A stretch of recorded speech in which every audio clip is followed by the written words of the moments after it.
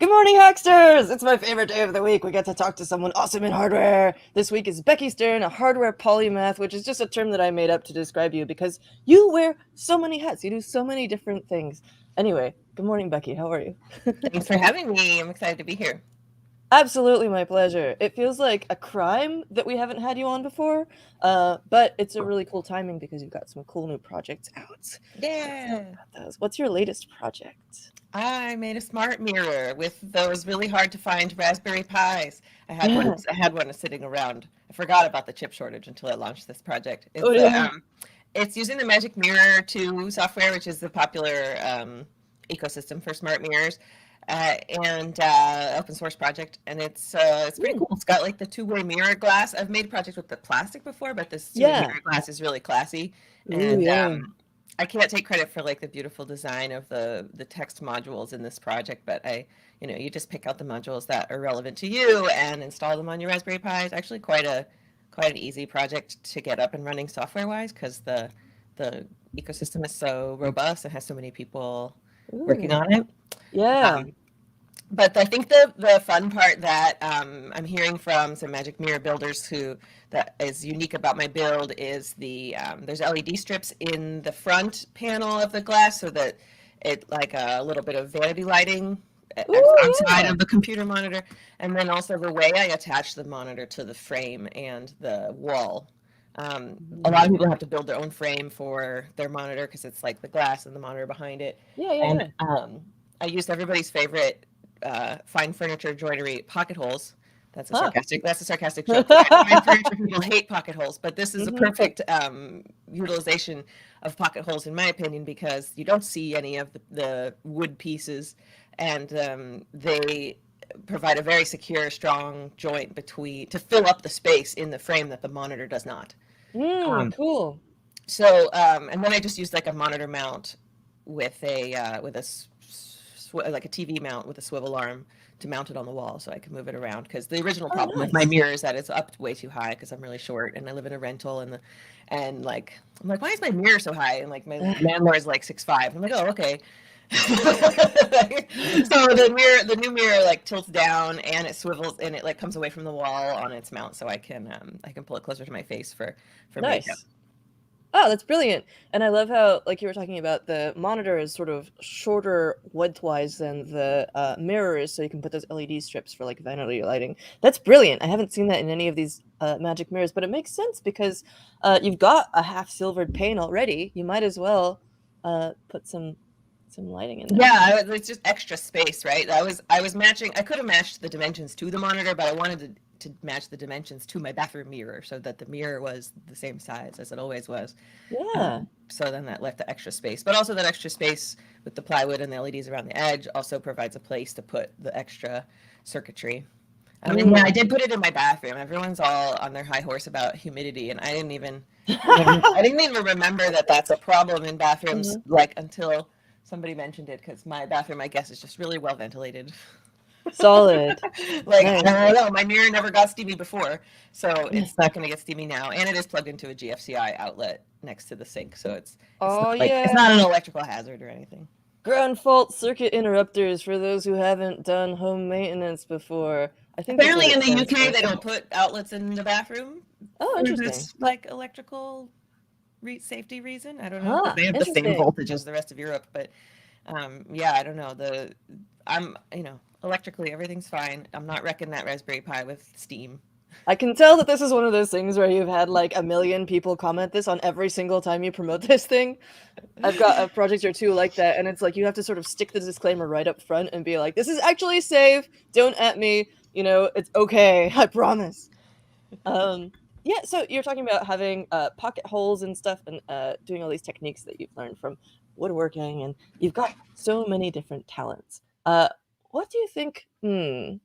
So you do woodworking, you do electronics, you do 3D printing, you do laser cutting and stuff. Um, where did you pick up so many different skills? And let's just start with that. Yeah, how did I you get have into an this stuff? addiction problem with hobbies. Uh, Hobbies are like amassing new hobbies is a very exciting hobby for me. So I've always really liked picking up any different craft or making skill, because I see it as just like widening my toolbox. But I come from a really crafty family. My parents were like home remodelers and Ah, DIYers, and my dad's a big cook, and my mom's a big quilter and knitter. So I learned lots of stuff young, how to sew on a sewing machine. I got a sewing machine for my 13th birthday. I think I got a KitchenAid mixer for my 14th birthday. Like I always liked nice. making stuff and asked for like more tools to make stuff for all of my holiday Yeah. presents. So um, that led me to pursue a college degree in art and design, and that is obviously a type of making stuff as well. So I've always been super creative and just loved to get my hands on some materials and make something out of it. I find both a process and what do they call it? Like knitting. They say like a process knitter or a project knitter. Ooh. I like the act of making stuff just as much as I like finishing the actual projects that I make. So as long as I'm creating something new, I'm happy. But yeah, it is a bit of an issue when I have like limited storage space in my New York City apartment for these different hobbies. I kind of have to compartmentalize. It's like, okay, here's all the leatherworking stuff, and like Mm. 6 months when I get on a leatherworking kick again, I'll get it back out, and I have a storage unit, so and everything's labeled. So yeah, I learned a lot of this stuff when I was a kid. I learned electronics in college, actually, in art school. I didn't go to engineering school. I dropped out of grad school twice, actually, Mm. but both for like making stuff. So um, That's cool. I love that. Yeah, you don't have to have a school education in this stuff. There's so many ways to pick it up on your own, and you yeah, seem I really mean, self-directed.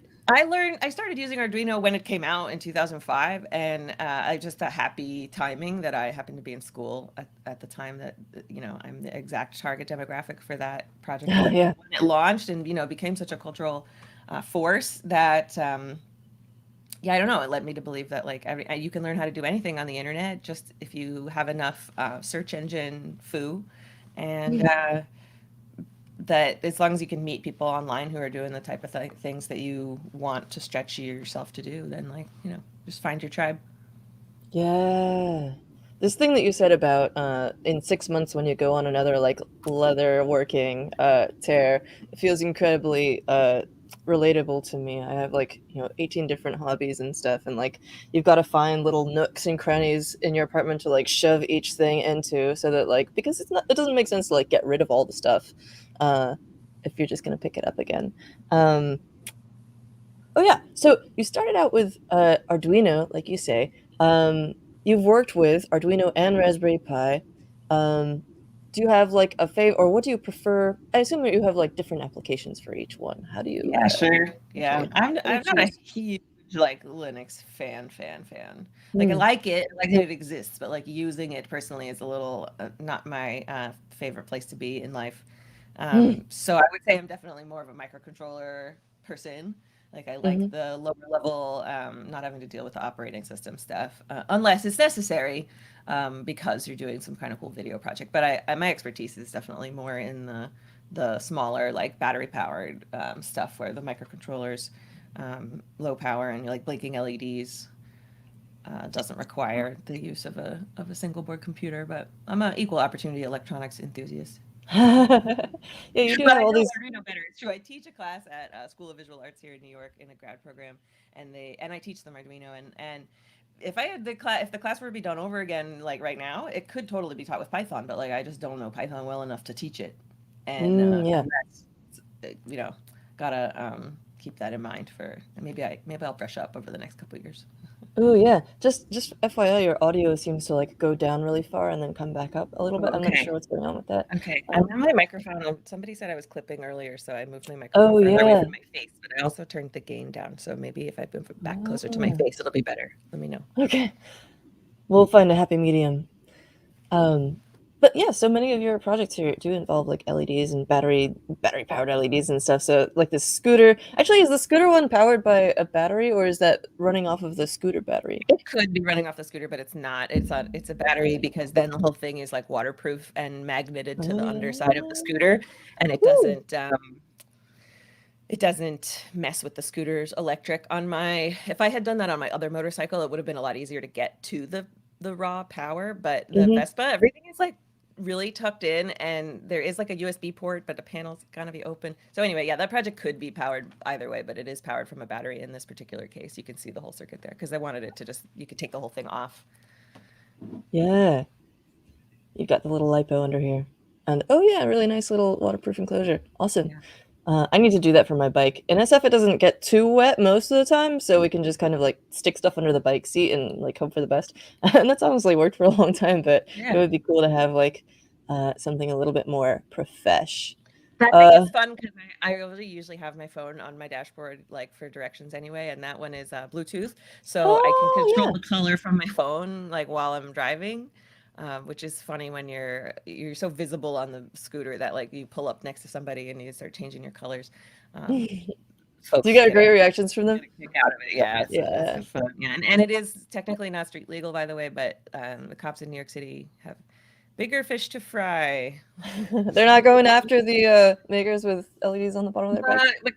And I mean, and yeah, I don't know. Maybe if It you has started to. like a gang of you, they might care more. Yeah, sure.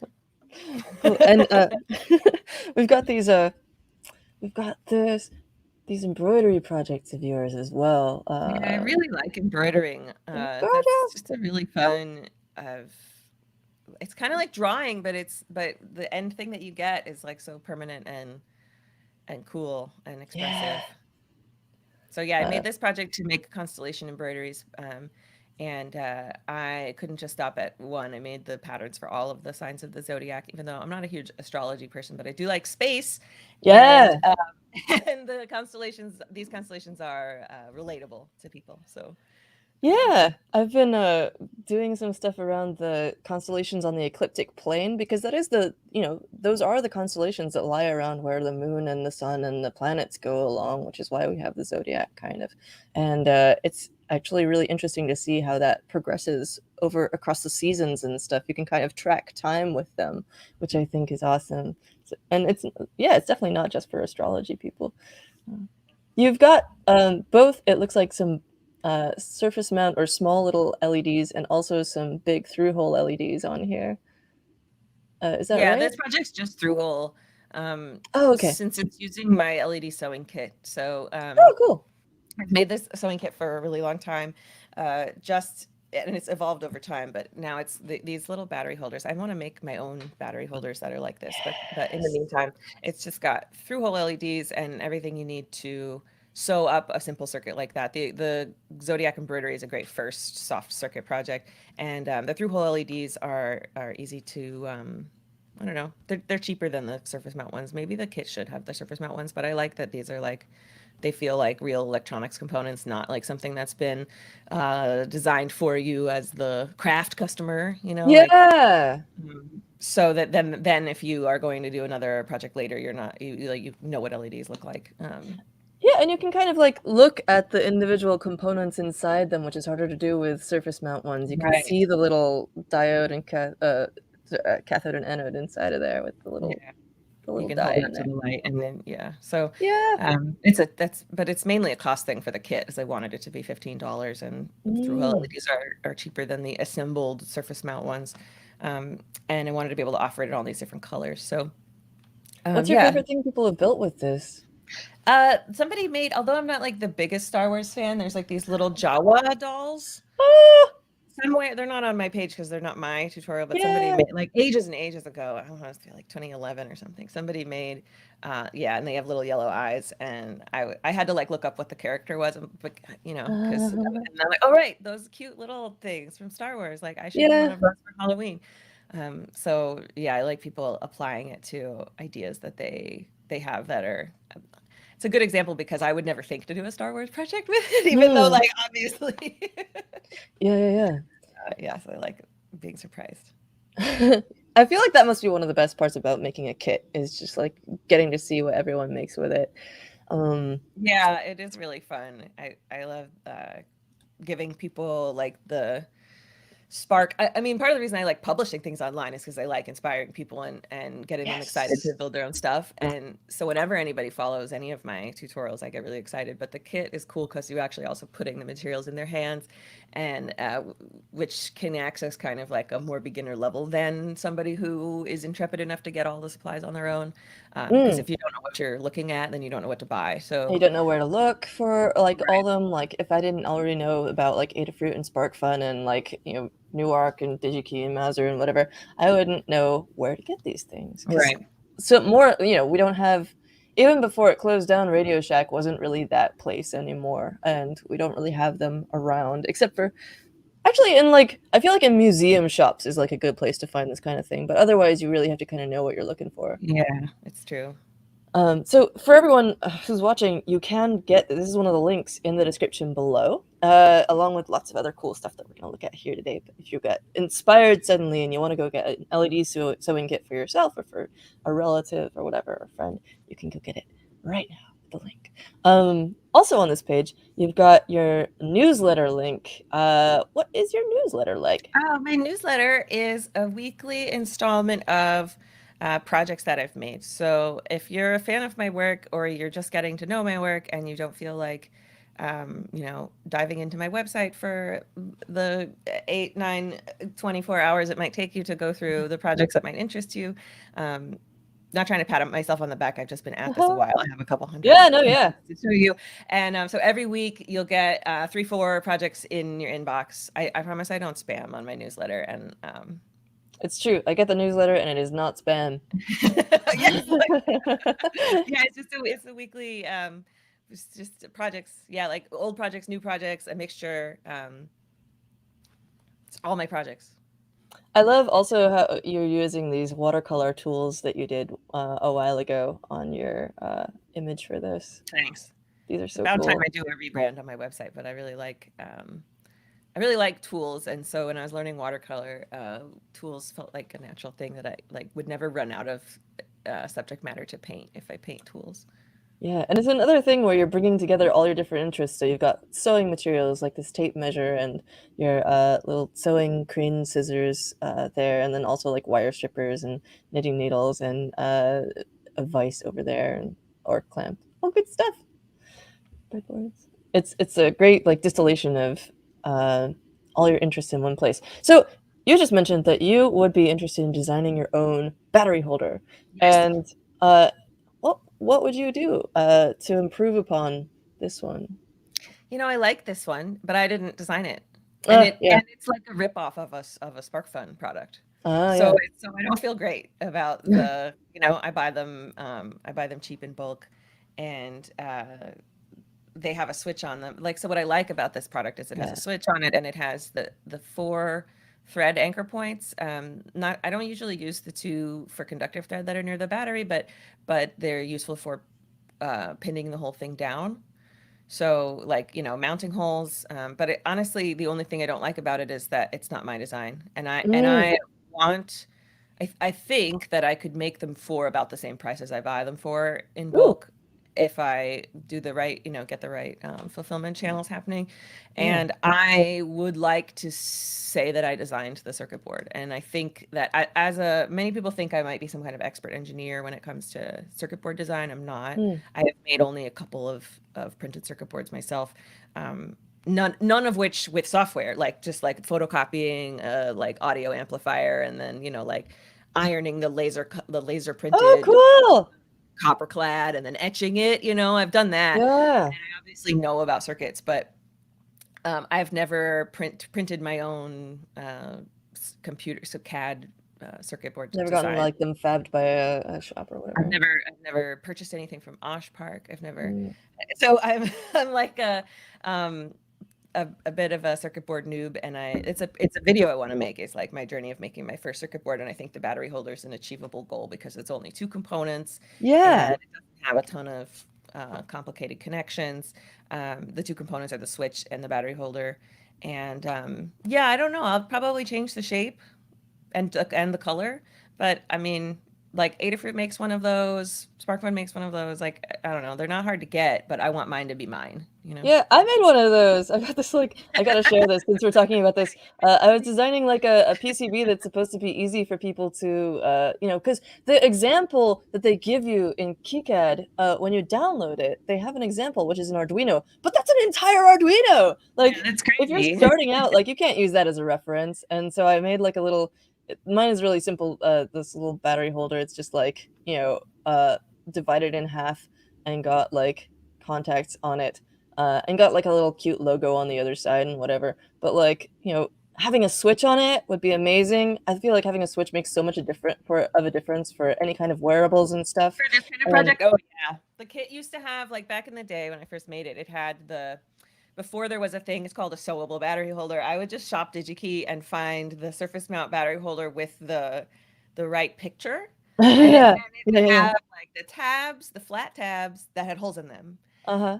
And not flat tabs that are pokey like this. No, flat tabs Mm, with holes in them. And mm, then I would buy those in bulk and I would use those for my kits and I would call them sewable battery holders. right. And they're great, but like yeah, if you can't turn, you'd have to then like I think my a very first tutorial on this type of like sew a conductor thread embroidery portrait Uh-huh. involved soldering wires onto a switch because that was the switch that was available. And Yeah. that's not super accessible. So having the little surface mount switch makes it much easier to like retain your batteries so you don't have to like rip the batteries out to turn it off. Yeah. And I think it's interesting to have the battery holder looks more high tech then, and but you can still very clearly see what's going on like the LED. So Yeah, I would imagine there's probably less mechanical strain on the battery holder as well, because like if you're using those holes to anchor it to the fabric and then the battery is sort of wedged between, it probably like, I don't know. Plus it saves your fingernails, right? If you don't have to be like pushing the batteries out. yeah, if you're not inserting and yeah, then it's less mechanical wear for sure. You just leave the Mm, battery in and turn it off. good stuff. We got some good comments here. I'd love Is my to. audio better? Oh yeah, it sounds great. Good. In my opinion. Lots of people jumping in. Lovely to see good friends. Jay is saying Hey, Python is Jay. fun, but I keep mixing up Python and C++ since I started with Arduino. Yeah, like MicroPython, CircuitPython are definitely options, and I love them for their. I just did a tutorial yesterday with some CircuitPython in it, but you do kind of start like mixing up the two of them. Do you, so you mostly work with Arduino. How do you keep things straight in your mind? Do you Mhm. have any tips for that? I don't know, be nice to myself when I realize I'm thinking of the wrong Oh, thing. Like, oh yeah, not let myself get frustrated. I don't know, because it does happen. There's no way. And it happens like in front of my students too. And I think the best way is to just let it roll off, and explain. I try to explain to my students like, oh, well, look, even people who are an expert at coding look stuff up. yeah, It's not like once you know it's not like I don't know even when you know a foreign non-coding language, you still look stuff up in the dictionary. So I I don't know why people would think that if you're a computer programmer, you would just have that all at your brain's access all the time. So I do a lot of referencing my own work and then try to comment my code so that when I come back to it later to use it for a different project, recycle it, I know what's going on. yeah. I love this idea of you're teaching people how to make things, but you're also teaching people your mindset of being okay with screwing up or like making a mistake, and having to look things up and stuff. I feel like that's a huge part of the culture and the mindset and approach to creating these things that is a really healthy thing to share and pass on. Yeah, I see it a lot. I see beginners learning and they get frustrated and they get really hard on themselves about like, oh, I'm not a natural at this or this isn't what I'm good at, and that's not a productive attitude. Mm, And engineer people who are creative. I teach design students, and since we're doing circuits and stuff, there's a little bit of engineering mindset, and where like you when you're a designer, you increment thing. Everything's like iterative, and your design gets slowly better over time. Well, with engineering stuff and code, it's like it doesn't work, it doesn't work, it doesn't work until it finally does work. And having to like have the emotional persistence through those don't work cycles is really important. And I don't think that designers recognize that actually is a different mindset than, oh, I made a sketch, now I made a 3D model, now I refined my 3D model, and now my project's done. Uh, because Yeah. like you get tripped up, and I don't know, sometimes that is how you discover what things you like to do and don't like to do, is what gets you frustrated. But I think if you don't learn how to manage your own frustration, you won't never necessarily find the things that you do like, because you won't have given yourself a chance. Yeah, absolutely. And plus, like, you're describing this non-linear process. Like, I think that there is this mindset that like you should be able to draw it on the paper and then make that thing that you drew on the paper. And for me, at least, that's not at all how it goes. It's like you draw it on the paper and then you start iterating. You like start building the first one, and then if you have time and like still have the spoons for it, you like do another version and another version, and it gets finished or it doesn't. But like it's not gonna be the same as the thing that you drew. But that's also kind of like part of the magic of the process for me.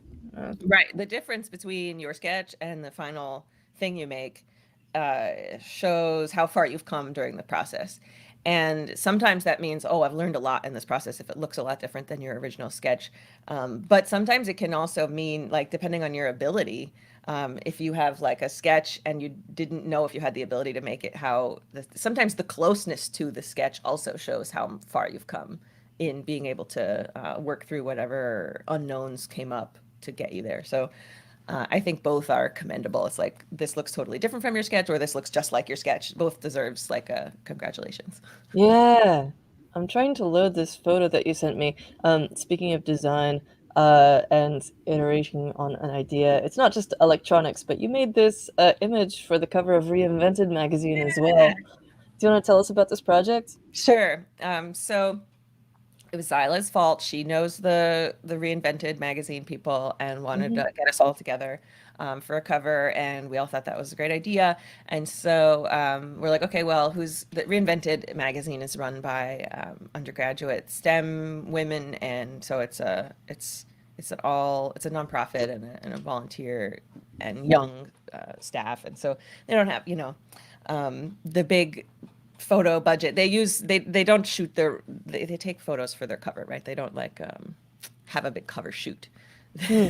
They find images for their cover. So one of us had to composite the cover if we all wanted to be there.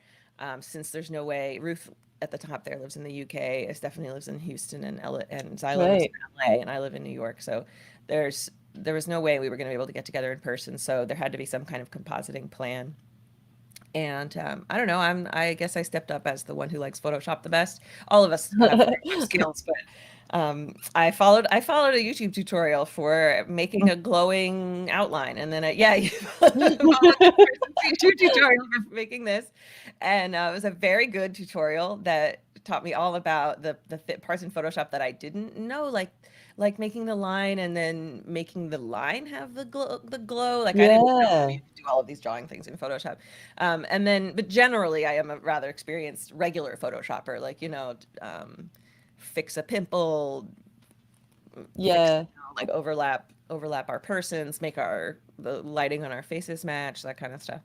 Um, so I sent around a bunch of images, like album covers, like the Queen album cover, and like for arrangement. Like, there's four of us. It's a bit of an odd number for usually one. Especially for like a vertical thing, trying to fit four people in. Right. So I did a bunch of different, like, we did a bunch of brainstorming, and once we picked this like diamond formation, I needed to send out instructions for shooting the photos. And so I set Yeah, up because the lighting. I was just wondering about that. the lighting. It was important to have everyone have consistent lighting. And so the only person who didn't follow the brief exactly was Zyla, and I fixed it by motivating some lighting on the other side of her face with the neon. But yes, there were like instructions for where to put the lights, and I was trying to express to them how I needed them to pose in all four of these positions, because I wasn't sure where I was going to put everybody. And it Right. was going to depend on where we fit, and I was going to try a bunch of different things. So for the photo shoot, I asked for leaning to the left and leaning to the right, and like being up and being like in the middle. And so I sent you the process pic Yeah, of I'm what I trying to sent pull that to up. the ladies.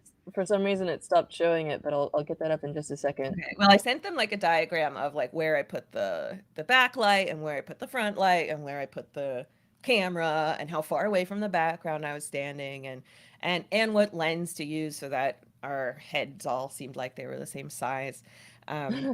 And in the process, I made a Photoshop composite of what the cover was going to look like with the actual photos of us, but I only had photos of me.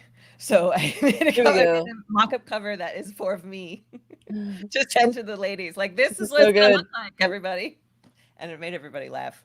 I thought I as a, love as this. a birthday present, I think it would be funny to make. I have, you know, to make one for everybody out of all of the photos. So I have everybody going with this. When I sent this to Stephanie's like, that's the cover right there. That's it right there. It's also got a little bit of Agent Smith like stuff going Yeah, on. yeah. Right, because it's all the same person. Yeah. I'm just trying to communicate the idea of the photo shoot to the other ladies on the cover so we could, It's amazing. You start with this, you end up with this. Woot. Yeah, and it's so fun. I really like it. I actually have it framed on my wall. I like it so much. Ah, it's a beautiful. You know, every time I saw this on their Instagram, I think, and I was like, "Wow, this looks so good." And Zoom in so, on Ruth's drill. Have you seen this? Have you seen the Easter egg? what? Zoom in on Ruth's drill right next to her face. Make it. Ah, it's so good. Nobody was gonna get a brand endorsement on the cover on my watch, so instead of just, I tried blocking it out at first and it looked weird, so I made it say "make it" instead of Makita.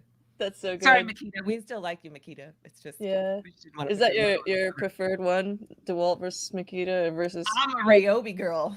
Oh! I got these little small hands. They're like, those tools are for children, and I'm like, or full-size adults with children-sized hands. Yeah. Are there other ways that you adapt? Do you have to adapt tutorials when you follow tutorials to you know, are they sometimes like made for people who are larger in some ways? I follow Tamara Robertson, is it? What's her name? She's like a science superhero person, and she talks about how she has to like adapt her tool postures and approaches because she's a petite person, and to like be able to get into certain places and stuff. Yeah. Well, I have to use tools properly. Mm. That's for sure. Right? Like one of the gripes with Jimmy DeResta's new TV show is that like everybody's holding their tools like they're superhumans. Oh no! Hold my angle grinder over here and like cut it, no problem. I no, I definitely have to like put both of my feet on the floor and like tighten my abs and like make sure I'm holding the tool in the how I learned at school. I did learn how to use power tool. I paid attention when I was learning how to use power tools at school, and so body mechanics are really important. So I don't say I have to adapt, but I just have to do things the right way. So I feel I observe privilege when I see very strong people one-handing an angle grinder or doing these other things that express poor body mechanics while they're using tools. Good for them that they're strong. I would like to be strong, but I'll only ever be so tall. So it's a little bit macho. I can't comfortably use a lathe because I mean, if I really wanted to, if like wood turning was my calling, I would figure it out, right? But when I was at school where there was a lathe, I would have had to use a step stool, be standing on a step stool to be at the right height to use the lathe and not have it be like right in front of my face up here. And being on a step stool while you're using lathe is not safe. So I never pursued it. So there are some tools that in the shop that were a little scary to me. The wood lathe, the metal lathe was down lower, but yeah. And there's like desktop lathes and stuff, but they're not the same size, and you can't quite do the same kind of stuff. Right. So I would say I just have to pay attention to and know a lot about physics when I'm using tools. And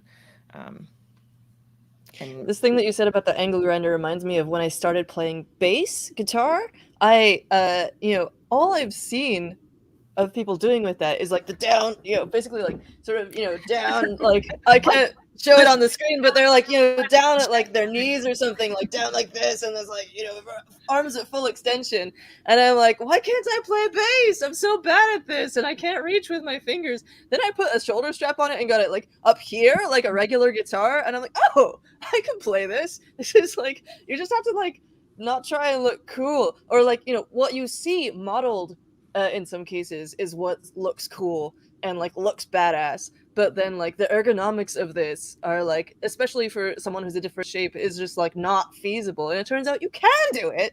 You Yeah. just have to like you're saying, use proper ergonomics and body technique. Best bass player I ever saw is in a Celtic punk band and Ooh. plays the bass incredibly fast and looks incredibly cool and plays it up here.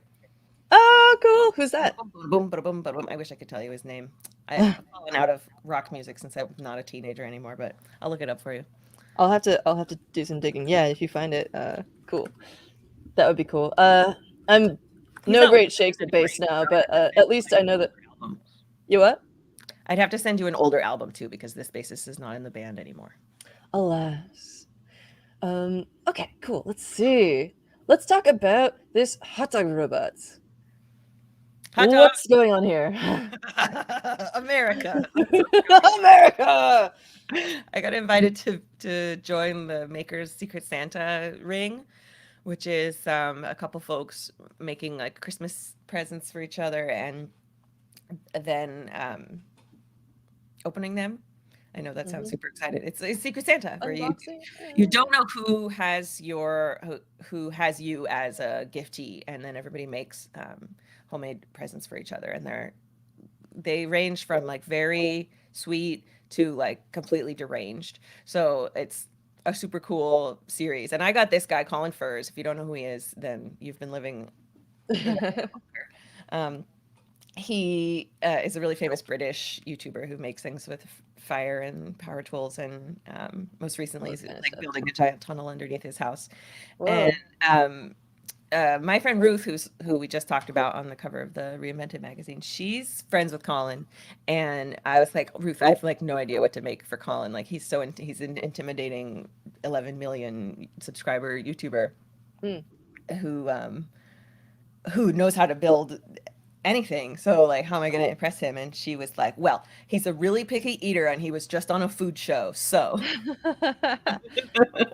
I went with it and I tried to bring him a little piece of New York by building him a hot dog stand that puts toppings on a hot dog. And then this is it. Yeah. So I went and did my research. I took some photos of hot dog stands and I got some audio. I recorded some audio in Times Square. Ah, And then in here we have like the LED display scrolls hot dog messages on the classic. front, just like a cart. Hot dog cart usually has a big LED sign. Mm. And and the food art, I recreated all of that food art Oh, from no way. looked at You photos. made these. Yeah, it's a big sticker. It's like one big vinyl sheet sticker Ah! with the photos of hot dogs and pretzels. And some of them have like the Yankees logo. I don't think you can see it in this photo, but there's one that's like best New York's like Yankees logo hot dog. And one with the Statue of Liberty. So, I was just trying to bring that local flavor because all the hot dog stands have this art on them. And the umbrella, I'm like especially proud of the umbrella because So good. brought my vinyl cutter out of storage. I hadn't used that thing in years, but CNC vinyl cutter just, fired right back up. And I cut out those little brand labels on my Yeah. CNC vinyl cutter in iron-on t-shirt vinyl. And then Ah. that umbrella is an American Girl doll umbrella. It happened to be the right size. It was funny. I love this. Is so American about this thing. And then, yeah, I worked with a mechanical engineer, Ruby Zoom, to help me with the mechanisms because I didn't want to mess this up, and I'm not a great mechanical engineer. So she helped me design the squeezer mechanism that pulls back on the mustard. So the servo motor pulls on that like cord, and the cord pulls on the zip tie, and the bottle bends over the fulcrum, and then that squeezes out the mustard. And then the sauce flopper at the other end, when the hot dog goes down the conveyor belt, the red thing is a little spinning trough that dumps the onion sauce onto the hot dog, because those are the traditional toppings: your mustard and your onion sauce. Of course, Colin replaced it with ketchup, but that's fine. You can't necessarily get nobody this. will get mad at you if you order ketchup on your hot dog. Here, you can order whatever you want on your hot dog. Nice. Celery salt, maybe. If they have. Is that a thing, or is that more of a Chicago thing? I don't know. I haven't heard of that as a topping, but That doesn't Mm. mean everything. I am admittedly more of a pretzel connoisseur than I am a hot dog connoisseur. Pretzels are amazing. Soft pretzels, so good. I love how much collaboration you have in your projects. So you're talking about collaborating with someone on the mechanical parts here. You also talk about how Stephanie and Ruth helped you come up with the idea and stuff. This idea of, and even just like Zayla coming up with wanting to do a cover and being like, we should all get on here. I feel like that's something that, uh, honestly, I kind of, I wouldn't say envy, but I admire about you because as an introvert, it's very hard for me to like maintain connections and stuff. And the fact that you have such integration with other people and connection through your making, I think, is really amazing. Thanks. Well, it's not for lack of trying because I'm also an introvert. So Ah, making friends is credit hard. where credit is due. But it is easier for me to relate to people about making things than it is. That's how I made friends with Jay too. Is Jay still watching? I'm like, Jay, I Yeah, want to hang out with you. Can you help me with a project? nice. Yeah. So you recorded authentic New York City audio. We've got the electronics in here. Boom. Yeah, it's got two microcontrollers. It has the servo driver, the multi-channel servo driver. That thing This is guy on the cool. right. Yeah, and then the audio effects board. So the one microcontroller controls just the LED sign. The other microcontroller does the sensors at the sensor and the motor. There's just like a little photo cell that detects when the shadow of the hot dog comes underneath console, Ah. and then that controls the PWM motor driver with the three motors. There's two motors on the mustard squeezer and one motor on the sauce plopper. And the audio effects board isn't being controlled by either microcontroller. It's just playing back that long stitched ambient track. And what kind of iterations did you go through on this? I imagine, like, did you test out other ways of detecting where the hot dog was, or Yeah, other ways of squeezing the mustard? yeah. We tried first a robot gripper, but you have to squeeze the bottle pretty hard. So we Yeah. figured out that like pulling it against a fulcrum was going to be, use the force of the servo has available to it in a more advantageous mechanical way. Hmm. And then the sensor, yeah, at first I had like a proximity sensor, like a ultrasonic proximity sensor Mm-hmm. at the end of the ramp. So when the hot dog would come down, it would be like, okay, well, like mustard is here and like onion sauce is down here, like depending on how close it is to the sensor. But Right. um, it wasn't giving me a reliable reading. I think probably because of the walls of the box, so it could like it Ah. was bouncing off of the I was prototyping in cardboard too. So like these two, the front wall and the rear wall that are supporting the rollers, Mm-hmm. and the rollers themselves were in the way. The what you call it, sensor, I put it like at the end of the ramp underneath where that last servo motor is, and it just, yeah, that was not, it wasn't giving me reliable readings as the hot dog came down the ramp. I think because of I all can the see how that'd be a challenge with ultrasonic because the sound waves kind of bounce around. right. So I ended up just putting a photoresistor underneath the yellow part, facing down, so that and it's quite close to the top of the hot dog. So when it goes in there, it's makes a big change in light. Oh, that's good because it's of course going to be sensitive to the environmental light as well. Right. So it has a calibrating procedure in the setup. Ah. So like if it's, and I wrote a note to Colin. It only had to behave on camera, right? So Uh-huh. it when it turns on, it runs through a calibrating. It gets a baseline for the sensor. So I wrote in the note to Colin, like, if you turn the light off or on, like like also unplug and replug the machine so it can like go through its calibration setting again. It is cool that it does it all by itself, though. He didn't have to like sit there with a potentiometer and twiddle it back and forth. No, but he did have to put the whole thing up on a ramp, on a like Oh, to adjust the speed of the hot dog going down. oh no. That part of the machine is like not as finely tuned as I'd like it to be. Well, it's kind of a one-off, isn't it?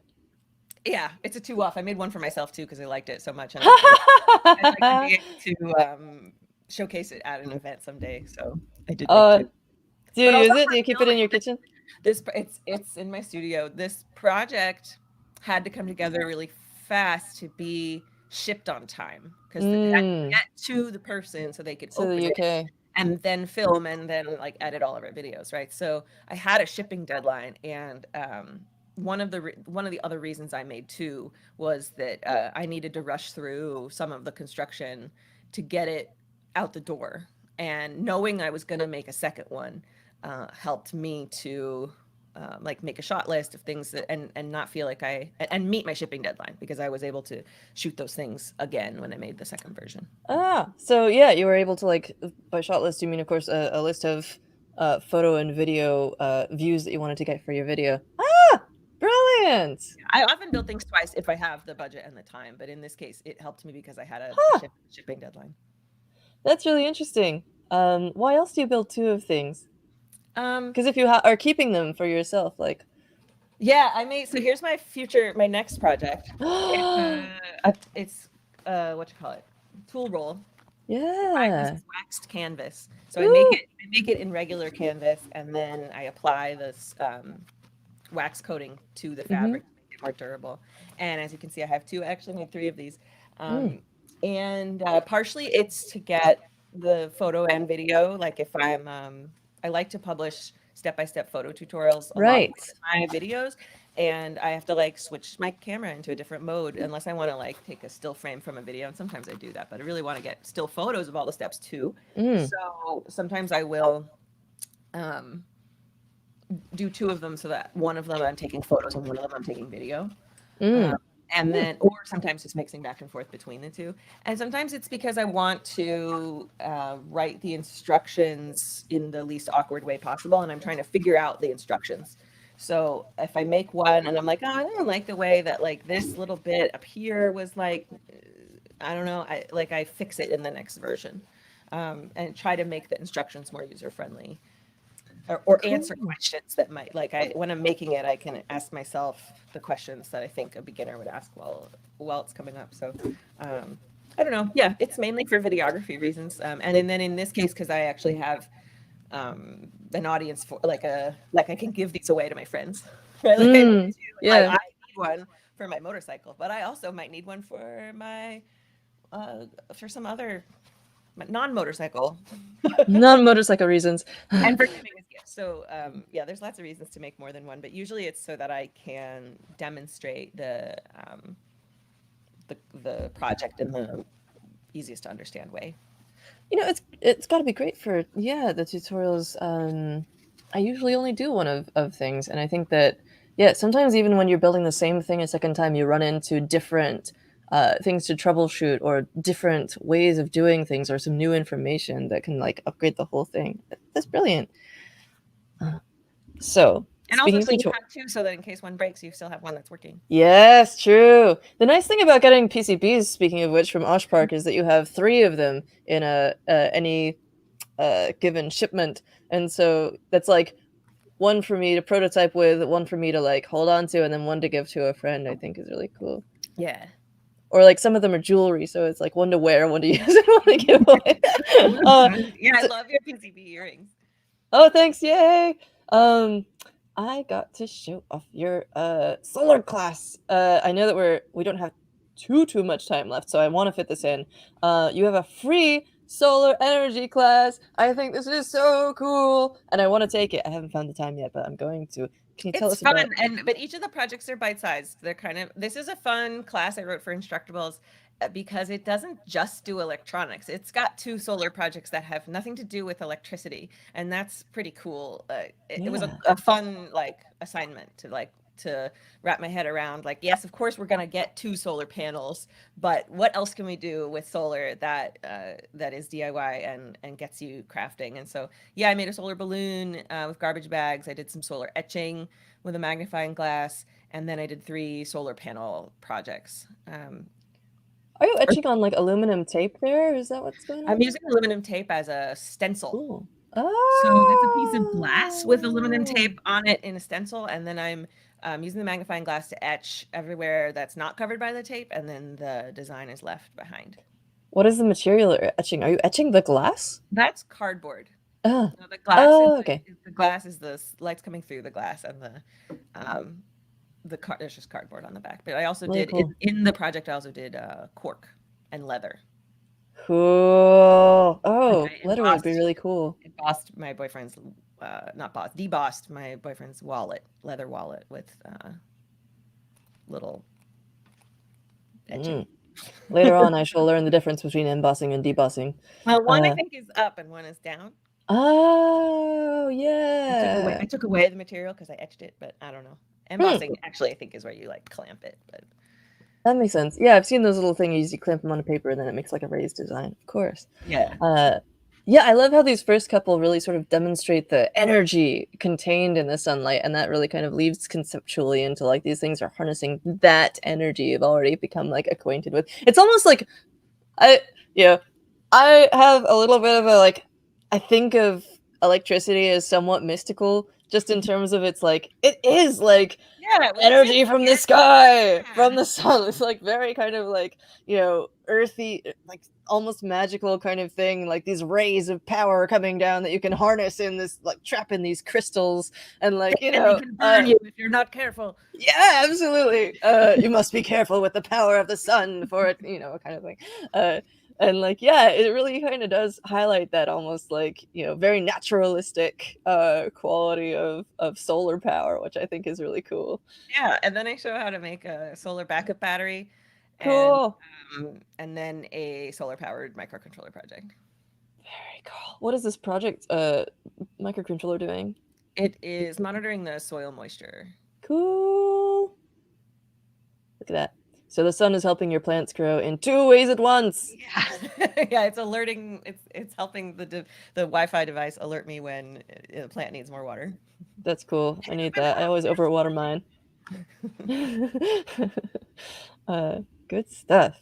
Solar energy. There's one more thing I wanted to ask you about. But how about we've got some more projects of yours. We've got this one is really cool. This one, and we've probably got room to like dig into one more of these. What would you like? This one, the webcam eyeball, because I'm using it right now. And Ah, cool. This is the project that Jay helped me with. Oh, cool. This project is not connected to my computer anymore. It's just powered off of the wall. It's like Mm-hmm. not internet connected. All it is a servo that covers my webcam, and it's on a timer. So Uh-huh. I can open it, which I did before our meeting, and then it'll automatically close itself after a period of time. The little remote I'm having has I can't even show it to you because it's like so attached to my desk. There's a little dial for the amount of time you want it to stay open, Ah! and then there's a button, and look, I can close when I press the button, the lid closes. Ha ha ha! I love it. So the thing that I previously was just using a piece of tape to cover my webcam, right? And the only Uh-huh. reason this is better than a piece of tape is that it remembers to cover it for you when you're done with your meeting.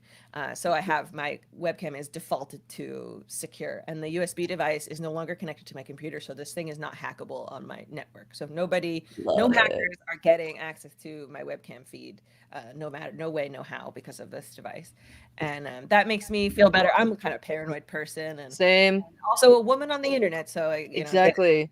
I can be targeted for weird shit, and this kind of makes me feel better about being on my computer all day, picking my nose or what have you. You hear such horror stories about like was it a J-pop star or K-pop who got tracked down in like a train station because somebody like saw the reflection in her eyeball and or something. And I like, I'm lucky that I don't have a camera that is high resolution enough that I could publish a photo where someone could do that. But like with all this stuff, I've got one of these little slidey plastic ones right here. Yeah, But like nice. even so, I often it blends in with my computer because it's Right, so black you and I forget sometimes to do forget. it, right? So Yeah. if it were motorized, yeah, it's awesome. And I didn't put a camera in my smart mirror for that reason, because if then it's connected to the internet, and then if Yeah, no. somebody infiltrates my network, then they've got access to my webcam in my bathroom. Like, no, thank you. So Yeah. since I can't stop there from being a webcam in my computer that I choose to use, that everybody's using their webcam for video chat all the time. This is a great and easy project to make. It's fun too. It looks like an eyeball, so it's Yeah, like a it's really cool. friend. I asked for advice from Jay on how to make it more friendly and personable. Ah. Since his robots are so friendly and Yeah. personable, or have so much personality, and yeah, I made it an eyeball because then when it's open, it reminds you that you're being watched, or that you could be Ah, yeah. watched. And when it's closed, this one has a black lid that mixes in with the bezel of my computer. I really don't notice it that much Yeah. when it's off. So And it's funny if I'm on a really long video chat and it like times out, and I'll be like, "Oh, our It's meeting kind of cute. must be too long," or I'll be like, "Oh, sorry, my webcam wants to end this meeting." Another good introvert tool. Yeah. What did you do to make it more friendly? Oh, I don't know. I changed the position of the lid compared to the eyeball. Ah, We brainstormed a bunch of different like lid accessories. I made the I changed the shape of the iris and the pupil and the location of the like they I think I had it facing like straight out and it's facing like down a little bit, so it's like looking more ah. at you. Um, It is very cute. It looks like it's just like peeking over at you. I think it looks like it's wearing a hat, but that's fine because Yeah, I like think that robots should wear hats. Our community has a hat. They gotta have a yeah. hat. If you're It not just gonna have adds an so much. eyelid, you might as well have a hat. Yeah, it's like a little bowler hat. It adds so much personality. I have one with lashes too. The other version Ah, has lid has lashes of on the course, front. because you made two. Yeah, I made You. two. Exactly, I made two. Mm, Yeah, so and the one is mic, not so the enough. power here is just a little microcontroller and a knob for setting the time variable and the time. I guess I did use a real time clock module on this thing, huh? I Yeah, it's forgot. interesting to me. You use a lot I of. forgot that I used a real time clock module in this thing. So the time is pretty accurate then. Yeah, like you didn't have to do that because it does seem like it's an approximate thing. But yeah, It is approximate, but I think I wanted it longer than I wanted it to be like 3 hours.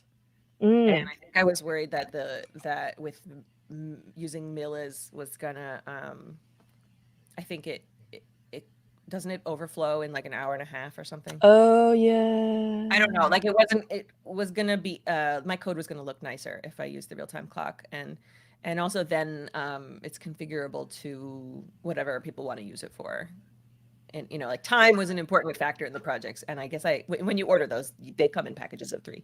So Ah, okay, cool. oh my God, That is as good a reason as any. With hardware and stuff, you are affected by and sometimes inspired by like just physically how you get the things. sure, if I have it and I'm doing a project related to time, like might as well put it So in many there. of my projects are like built on boxes that I get from stuff, and that kind of informs what shape they are and whatever.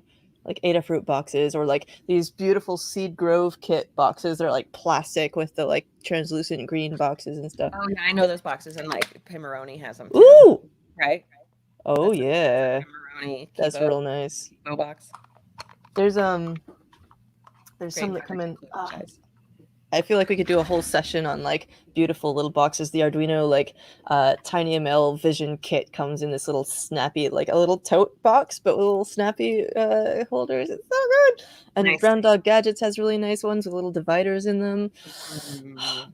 But I have to use all this stuff first before I can use the box. But yeah, it's really interesting to me. You use a lot of these modules, so you do a lot of like chaining together multiple brains in a project to achieve your ends. Like you got a servo controller and stuff. And in the past, you usually would just like try and like make a whole horrible tangle of soldered headers and wires and stuff. And I feel like you have much better control over this. And part of it is that honestly, I've never gotten really comfortable with I2C and SPI connecting those types of devices to microcontrollers. And it Oh, seems like, yeah. well, that's the easy part. You Ah, just have to look up which pins are the dedicated I2C pins and then plug into those. And then it's way fewer wires than it used to be. Like, back in my day, to wire up an alphanumeric display, we had to wire 18 million wires walking backwards in the cell both ways. And yeah. now kids these days get the backpack board and they got 4 wires. Yeah. And it does look so nice. This is SD and SCL, so is that SPI? No, Or that's I2C. Dang it. And then you've got UART with the like TX and RX. Someday I'll master this, but The I code should for just this make like project looks really easy though because of like when you have the I2C or SPI devices, like the code because you're usually using a library, like the code looks so much simpler, right? It's like get the right. time instead of Yeah, and there are all these this wire and this wire and then do this and then yeah, the libraries. Another awesome thing we've got the physical modules with the like I2C, Spy, etc. But then you've also got the libraries from like open source libraries from whoever, Adafruit, SparkFun, etc. So good. Yeah, that's the way. It's like a whole wealth of knowledge and tools that I'm just not using at all yet. But It's available to you. The internet is yeah. a glorious place. I mean, I love how we both have something that we're going to work on next. Like maybe this will be what I worked on next and you're doing your PCBs and stuff. Yeah.